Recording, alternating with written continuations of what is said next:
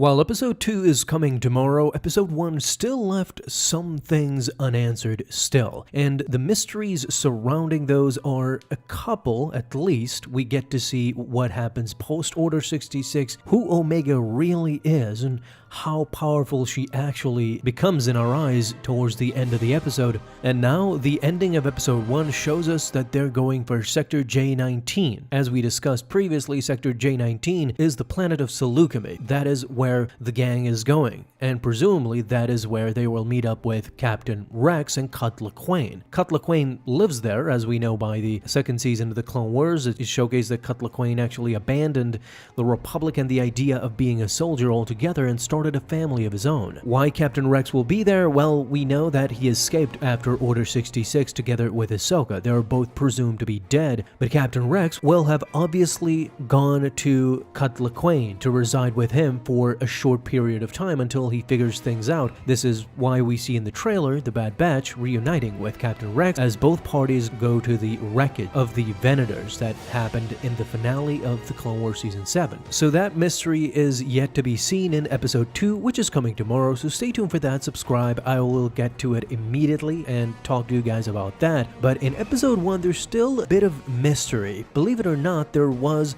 something that was completely unresolved and unanswered by watching Episode 1, and I think I know the answer to this question. You see, Star Wars The Bad Batch Episode 1 The Aftermath shows a mystery Jedi that was killed on Kamino as part of Order 66. Now, this dead Jedi on Kamino was covered in a cloth and being carted away by clone troopers after everything that happened. The Bad Batch is subsequently there to see this, but who actually is this, what appears to be a female Jedi? For the beginning of the episode, it sets this scene up perfectly. The Bad Batch immediately explored what Order 66 was really about. Tech was on top of things, not unlike his other compatriots. Hunter, Crosshair, and Wrecker were just soldiers, but Tech was something more. He was getting intelligence on the go. But luckily, as we all speculated for months, the Bad Batch did not execute Order 66. However, they slowly get introduced to the Order. They see the clones hunting down the Jedi and probably kill other Jedi,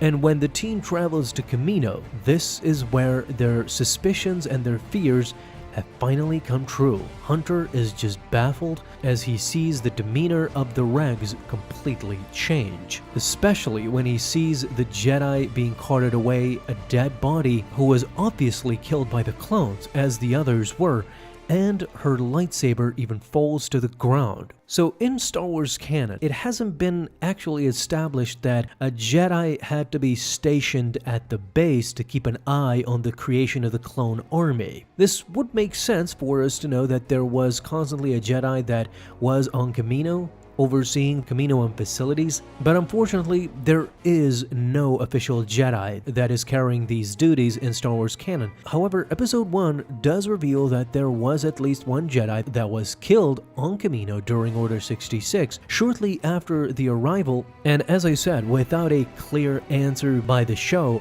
this Jedi's identity is just left up in the air for us at YouTube or Reddit for us to do some guesswork or speculation. So in terms of Star Wars canon, even in Legends, there is no Jedi that was on Kamino during Order 66, during this specific time of Order 66. So furthermore, there is no Kaminoan Jedi established in canon at this point or at any point in time. These are the two possibilities. Either some Jedi was at the wrong place at the wrong time, she was on Kamino performing a mission for the Jedi Council maybe, and then got killed during Order 66, or the other possibility, a Kaminoan Jedi who obviously resides on Kamino and was then killed. If we can narrow it down, the biggest possibility is that yes, a random female Jedi was on a mission on Kamino that was killed. There is no Kaminoan Jedi in canon as we know right now, so the first option is probably the right one. The second thing we need to discuss is that the episode doesn't present any good looks at this Jedi and her body features, other than a quick glimpse at her hand. From the cloth emerges a left hand that holds a lightsaber, and that lightsaber falls to the ground.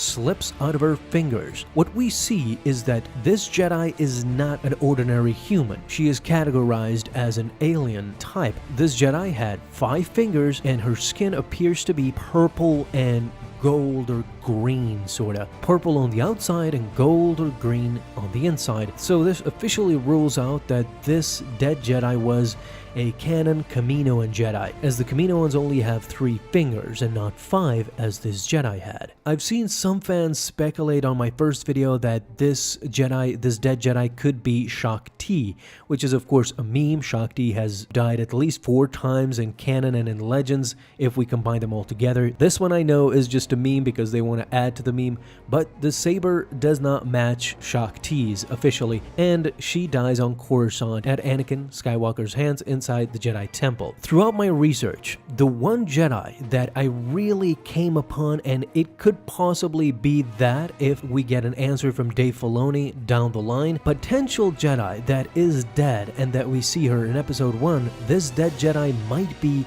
Rig Nima. Now, if many of you don't remember Rig Nima, I don't fault you because it was a brief cameo. She was a Jedi doctor during the Clone Wars series. Her first appearance was in the Clone Wars episode called Voices, which was season 6, episode 11.